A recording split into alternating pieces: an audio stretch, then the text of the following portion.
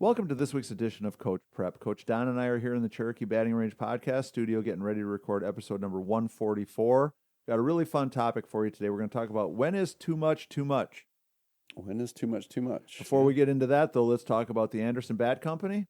Everything Fast Pitch is very proud to have Anderson Bat Company as our presenting sponsor. Anderson Bat Company is using the latest and greatest bat technology to corner the market in the fast pitch world. They have the -9 Rocket Tech, the -10 Carbon, and the -11 Carbon Light. Anderson Bat Company is using this technology to put a high-performing bat in the hands of hitters that really know the difference between a good bat and a great bat. We're also working with Anderson to provide a discount for all of our listeners. Go to the Anderson Bat Company website and order your bats. Use the EFP20 discount, which is for everything fast pitch, and you'll get a 20% discount. It's a great way for you to save a little bit of money on a great bat and also help support everything fast pitch at the same time. Also, we want to talk about patreon.com/everythingfastpitch. Please go to patreon.com. Become a patron if you can. If you see value in what we're doing, we would love to have you come on board as a patron. We're very lucky that we've got a great group of patrons that are helping us out, but we need more help. There's just no nice way to say it. It's just pledging $5, $10, or $20 a month to help with all the expenses, right? Yeah, and so if you see value in what we're doing, we would love for you to come on board. And again, thank you very much to the patrons who have been supporting us. It means a lot to Coach Don and I, but we would love to see a few more people jump on board. So, Don, when is too much too much? So the idea being, watching some of these games on TV, being around the ballpark, when do we cross the line from enthusiasm to obnoxious? When do we cross the line from supporting my team to just kind of being a jerk? When do we cross the line from bringing something, a high level of energy, fun, and enthusiasm to the game versus being a distraction or a problem?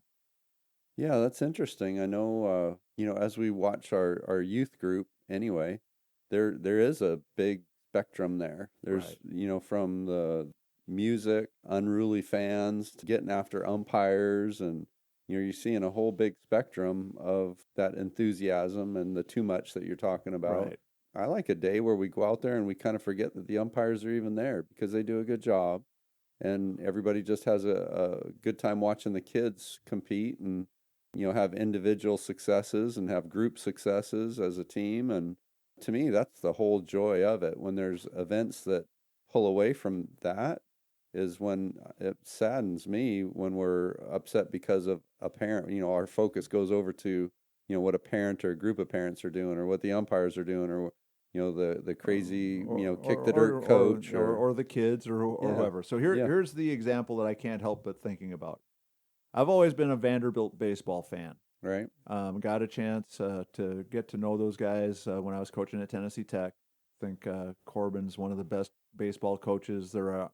Around. He does a great job, and they've won a couple of national championships at Vanderbilt. Which, when you think about Vanderbilt in the grand scheme of college athletics, winning a national championship there says a lot. But if you go to or watch a Vanderbilt baseball game, they have the living, breathing, absolute example of when too much is too much. They call him the Whistler.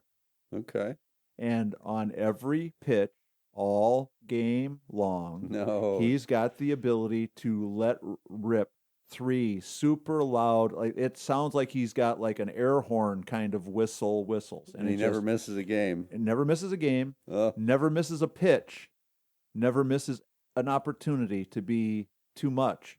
It's gotten to the point now where it's become like a sore point when they go on the road, because he goes to the road games and he does the same thing. At the home games, he does the same thing. You want to pay him to stop? Yeah, and I know it's gotten to the point. It's to the point of contention where people get mad. People are confronting him. People are asking the school to do something about it. It's not even a little thing anymore that one person's annoyed. It's like thousands of people are annoyed. Thousands of people trying to watch the games on TV are annoyed because it gets to be so aggravating to hear the same thing over and over and over and over and over while you're trying to just enjoy a baseball game. Now, we've got some examples of similar kinds of things with what we've called in the past on some of the podcasts the super fans. The adults who are injecting themselves into the game as much as they possibly can. Right. You know, the costumes, the crazy face paint, the standing on the roof of the dugout leading cheers, you know, that kind of stuff. And again, there's a line. You know, I think cheering and being supportive of your team is It's a little entertaining for a period of time. right. But they're really loud and obnoxious, so we have to be more loud and more obnoxious. Kind of equal it or better. arms race that is going on is starting to get a little bit difficult to deal with, I guess is a good way to put it. And so when is too much, too much? I mean, I love enthusiasm. I love going to the ballpark. I love going to the ballpark with a smile on my face and seeing people that are really happy to be there. Cheering, clapping. Yep. Yeah. But there's just a lot of instances now in our sport for sure, and in sports in general, where we're crossing that line when it is too much. You know, the Vanderbilt Whistler is too much. The super fans that are grown adults that have careers and jobs that are trying to out fan or out whatever the face and body paint. Yeah, the other fans that are the same types of people for the other school. That kind of thing, to me, it's just a little bit too much. The teams that have taken cheering to an art form where it's not just that they're supporting their own team, but they're, you know, trying to distract and aggravate and be mean-spirited to the other team. You know, that's one of the things that I find to be too much. Me too. You know, I think it's great if you want to be cheerful and cheering and excited for your team. But let the kids play. Right. But when we're trying to distract the other team, when we're saying mean-spirited things, when we're, you know, when or we a bunch see, of I got it. Yeah. We talked about this podcast a while back, a third base coach that was really proud of himself because he distracted a 10-year-old and made her miss a pop-up because he was screaming, I got it, so loud that she got confused. Right. I mean, too much. What is that? Yeah, it's too much. Adults watching a 12 and under softball game where a pitcher is really struggling to throw a strike, put it that way. I mean, she had I think it was 3 walks in a row on 4 pitches each, and the next girl is coming up to the plate, and everybody in the dugout and all the parents are screaming, ball 12, ball 12, ball 12, at a 12-year-old. Yeah. I mean, too much. What's the moral of the story today? We need to start to think about where am I on this spectrum, and am I in the too much group? And if I'm in the too much group, let's turn it back a little bit. Let's turn the knob down, the volume down just a little bit. We don't have to be at 10 plus all the time to, you know, show that we're enthusiastic and to show we care. We don't have to be negative or hurtful or spiteful, distracting to the other team to show that we're supporting our team. If you can make a 12-year-old on the other team or a 10-year-old on the other team drop a fly ball because you're such a great fan that you can distract them, right? That's just sad. That's not something that you're like, oh my gosh, we contributed to the win today.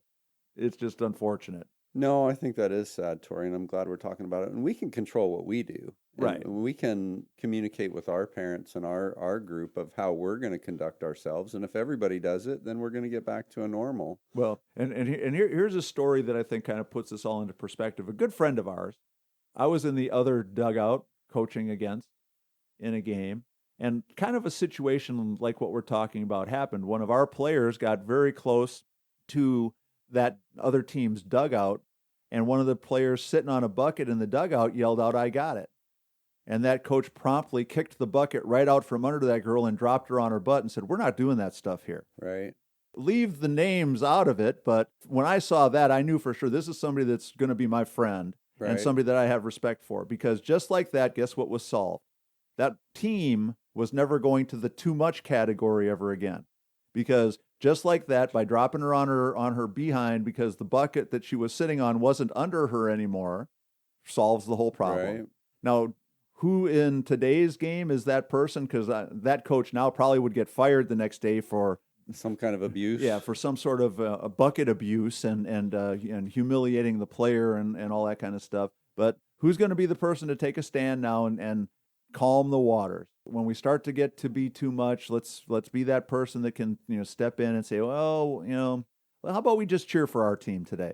How about we just support our team today? Play hard. Yeah, let's do that. And I think if we do that, it's going to be a whole lot better. And the coach is going to tell his players, hey, let's cheer for our team. We don't have to cheer for them to mess up for us to be enthusiastic. Let's cheer for us to do good. Let's be supportive of us. and let them play their game. Who's Yeah. going to be that person? That's what we need to find, is more people who are going to choose the rational side of this discussion so that we can have a little bit less stuff and a little bit more fun. We can all have fun that way, Tori, right? Well, I Yeah. know I would have more fun that way. Absolutely. And somebody please tell the Whistler.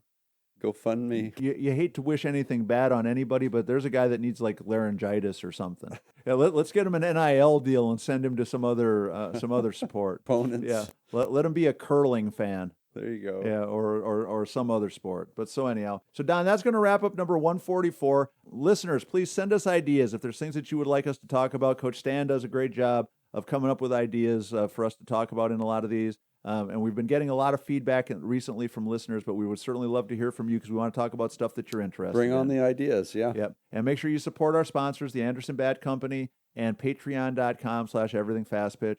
As always, please make sure you contact us at everythingfastpitch@gmail.com or fastpitchprep@gmail.com. So for Coach Don McKinley, this is Coach Torrey saying thanks for listening. We'll talk to you again next week.